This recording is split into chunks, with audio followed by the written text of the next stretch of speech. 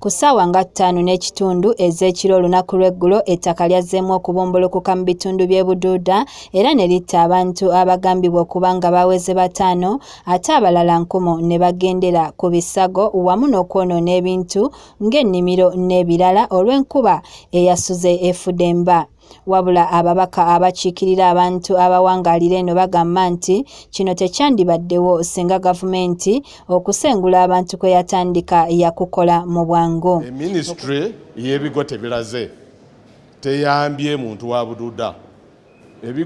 Ebino ebitumalako abantu ebikutta abantu kitta abantu kino ekiguddewo tetusobola kugamba nti kigudde nga tekiraze kino kyagwanga kiraze.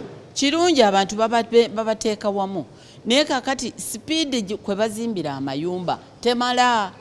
Abantu baffe buli mwaka bafuna ekizibu ekyo kati bakakivaamu mwaka oguwedde mu Oktoba. Okusinziira ku mubaka wa Buburo West Rose Mutonyi n'owa Manjia Kaunti John Baptist Nambeshe, gavumenti kyerina okukola kwe kuwa buli muntu ali mu kifo eky'obulabe ssente yeeyiyize aw'okugenda kuba amayumba ge bazimbidde abantu bano galuddewo ate abantu batono be bagenda okugafunamu okusinziira ku bali mu bifo ebyo. Bazimba amayumba miliyoni 43.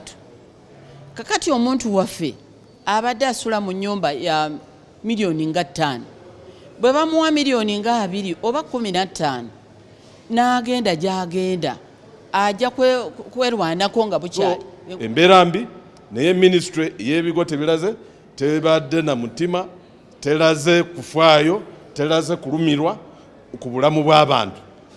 Ndowooza abakulu abali omwo oba ogwabwe kubeera ndi bakungula bukunguzi ssente nga bwolaba enseenene. Bano kati baagala gavumenti esitukiremu ku nsonga eno kuba enkuba etasalako etandise. Enkuba ekyatoonya ngubulidde nti sub-county zenjogeddeko ziizo ntono naye kyemanyi ebitaka okumbulukuka bitandika butandisi biringa mu firimu bitandika butandisi. Abantu bali bubi bali ku bunkenke naffe nga ababakulembera naffe tuli ku bunkenke. Tekimala kyo tukyebaza naye tekigendera ku sipiidi